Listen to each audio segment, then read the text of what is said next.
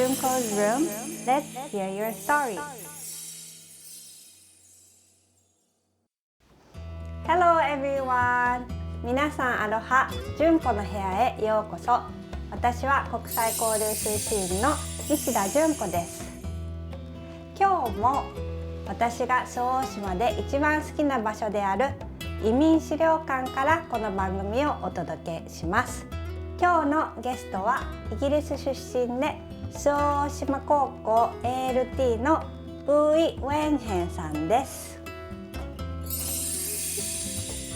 ウェンさんはマレーシアで生まれ、イギリスで育ち、イギリスの大学を卒業後、日本にいらっしゃいました。今日は生い立ちやイギリスでの生活、そしてなぜ日本へ来たのかなど、いろいろ聞いてみたいと思います。それではウェンさん、よろしくお願いします。よろしくお願いします。So you were born in Malaysia. So are most of your family members still in Malaysia? Yeah, most of my family are in Malaysia, like my grandparents, my auntie and uncles, and my cousins. But my family, such as my mom, my dad, my sister, and some of my auntie and uncles are in the UK right now. UK, okay. So when did you move to Britain? When I was 3 years old. 3 years ago. So you don't have too much memory in Malaysia. No, not really. But do you still visit Malaysia, your family in Malaysia?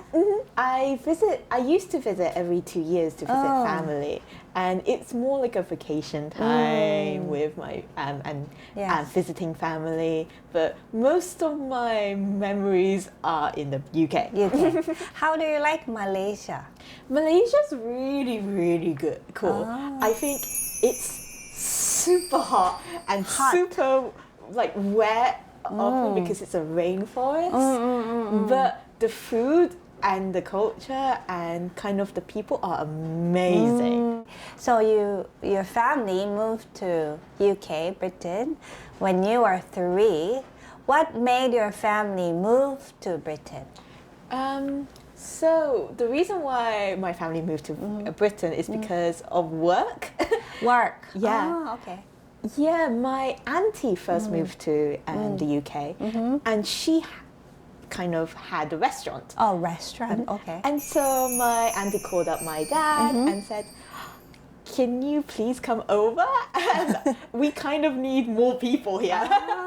So your father was a chef? Yeah, my dad is a chef. He's like amazing chef. And so because it's convenient, my auntie called my dad over and then took me along, of course. I see. So where in UK did your family move to? We moved to the southwest of the UK, which in a small city called Plymouth. So you grew up in that city? Yeah, we grew up. How big is the city? It's quite a small city, I would say. It's like, I wouldn't say it like very small, but it's much smaller than Tokyo and Osaka, and smaller than a place like Hiroshima. Oh, I see. Maybe Yamaguchi City? Maybe? It's a bit smaller than that. Oh, it's a bit smaller. A tiny bit smaller. So are there a lot of other ethnicities living in that city? Honestly, no.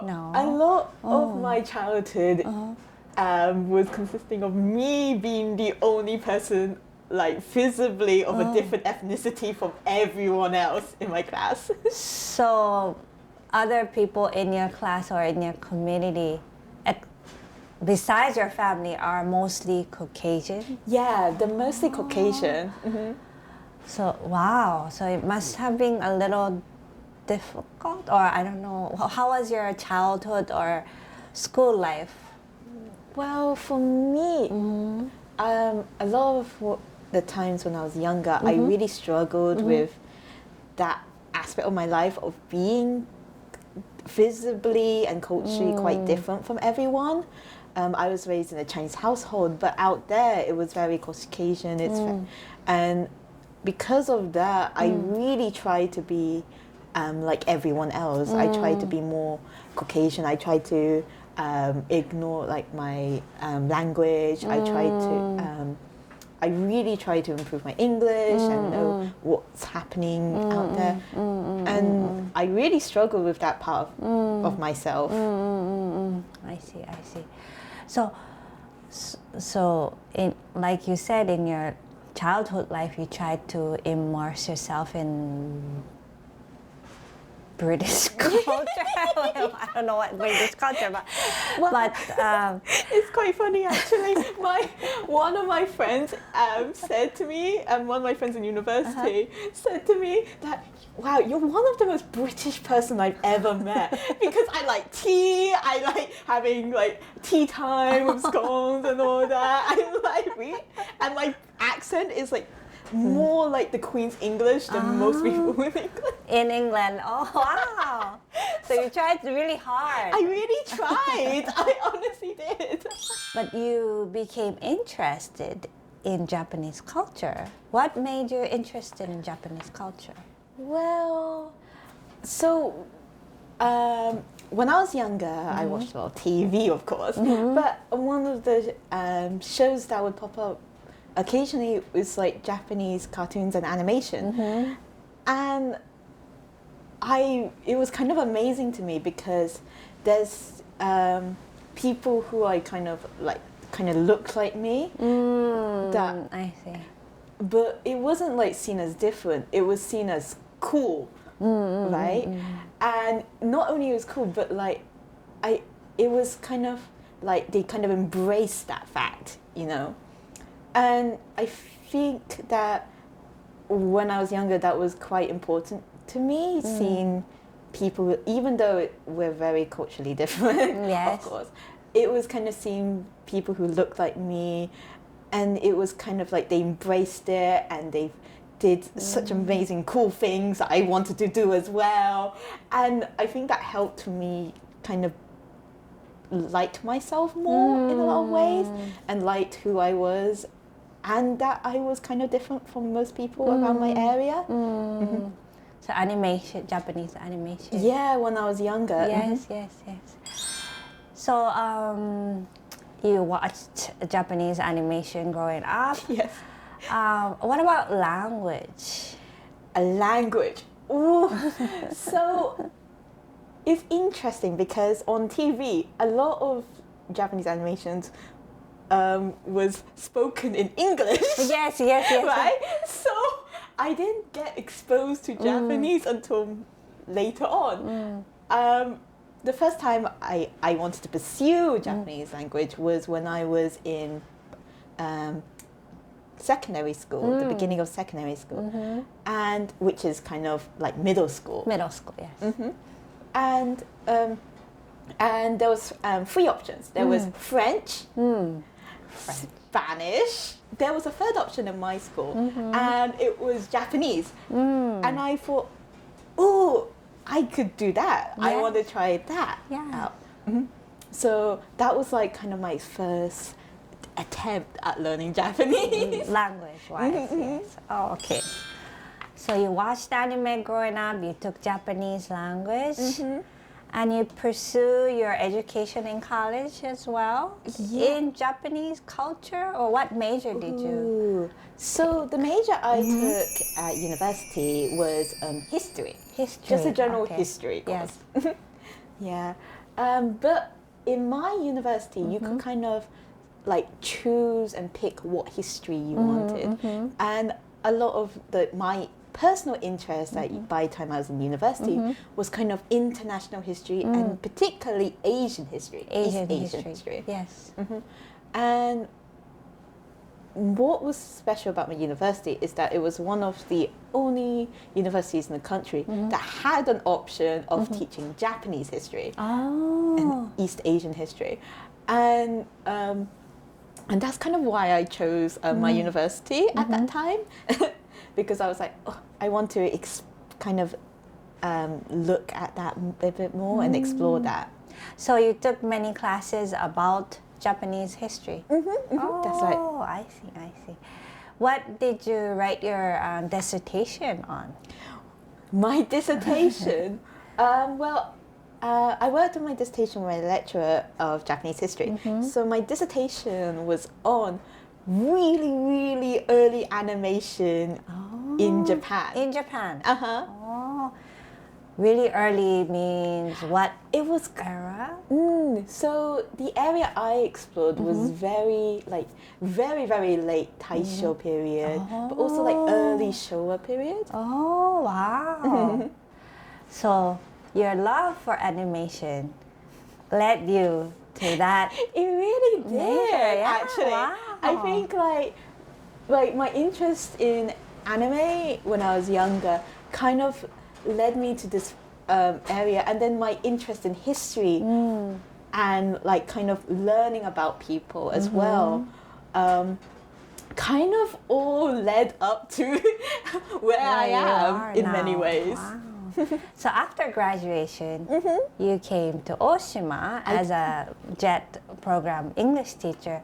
What made you want to come to or move to Japan? Well, I wanted to move to Japan.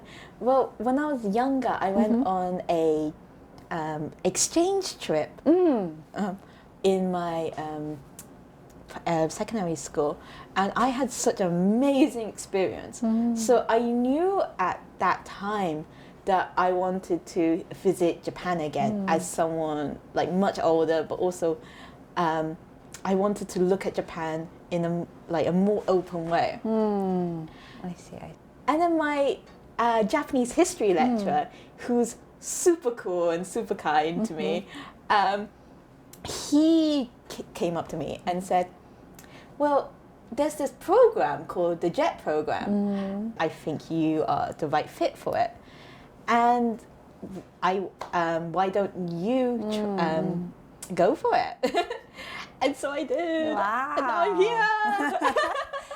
So in your secondary school, which city did you go to for an exchange program? I went to Tokyo for my exchange trip.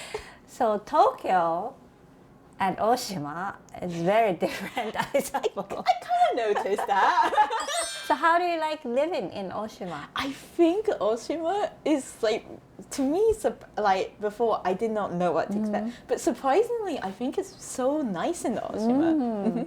This is so pretty. Yes, yes. And the people are like surprisingly like so open and welcome and kind. And when I really like struggle a lot of like life and day-to-day things, people are so like nice to me. Yes, yes. And trying to help me out. Yes, yes, yes. But sometimes it's a bit of a struggle.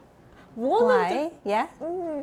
One of the things I really regret is that I never learned how to drive. Oh, that's...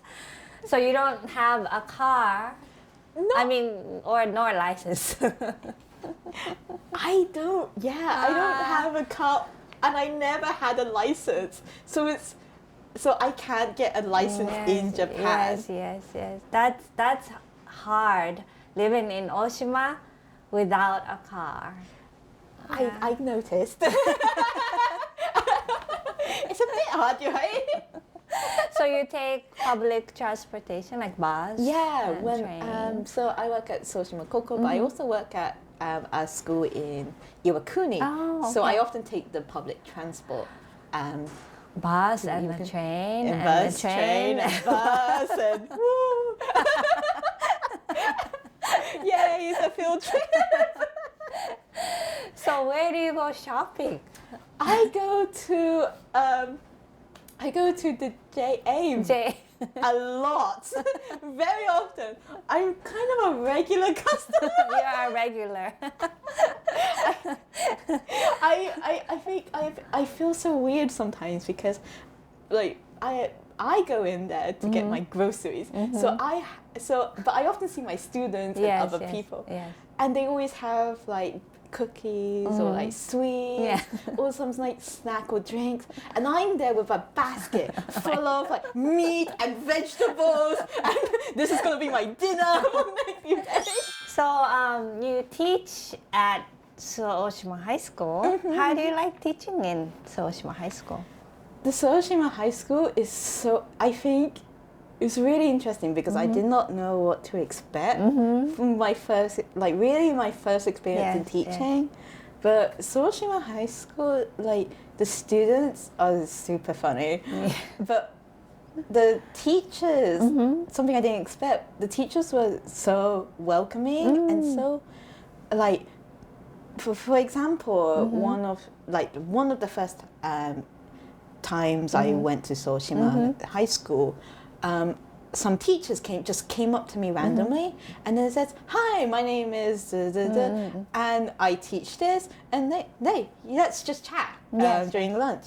And I was so surprised because these weren't English teachers, but there was these other teachers who didn't have to be nice to me, really, but they were so welcoming and nice, and a lot of that made me feel much more happier and much more comfortable.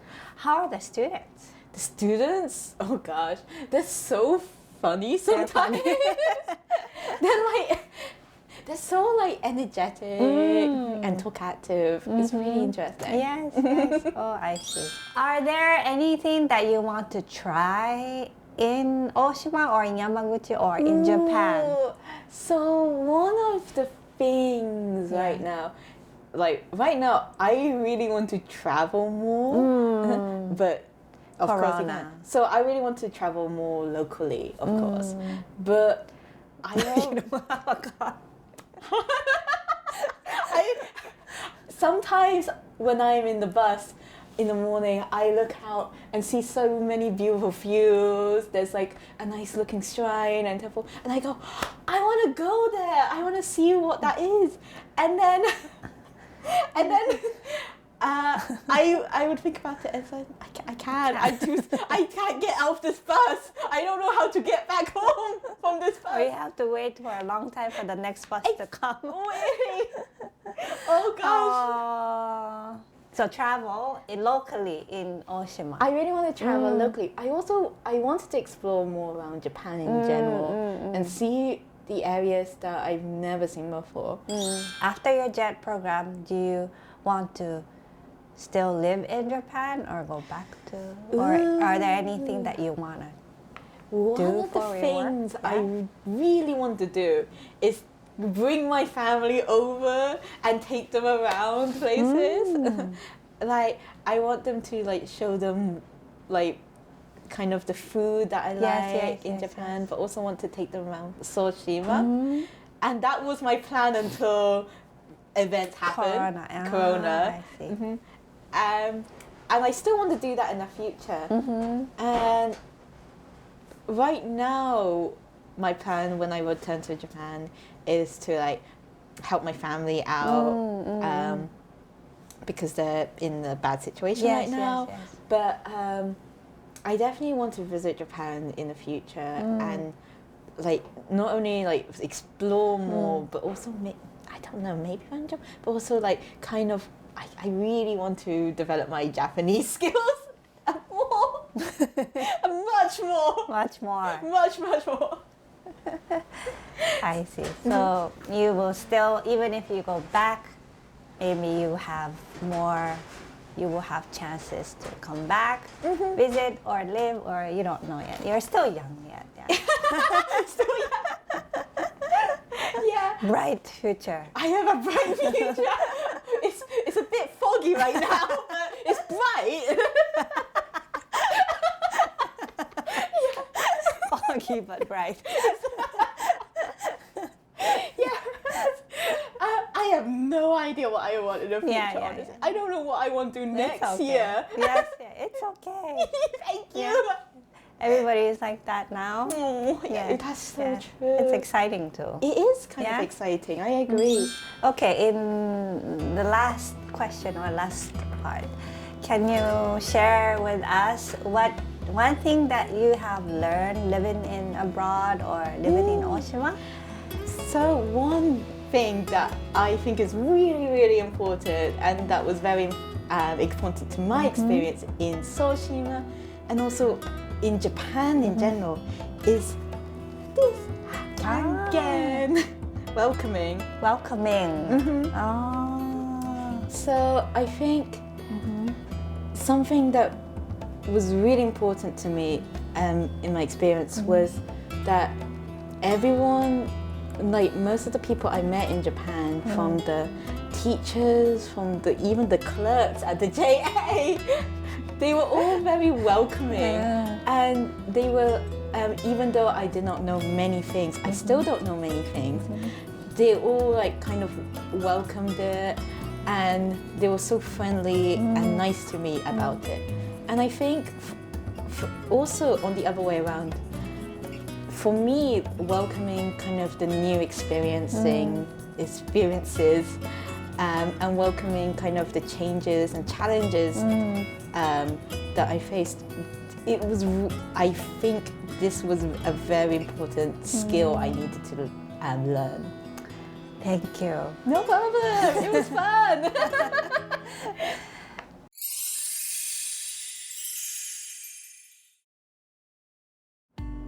ワインさん、今日は貴重で楽しいお話ありがとうございました。いえいえ、ありがとうございます。私も楽しかった。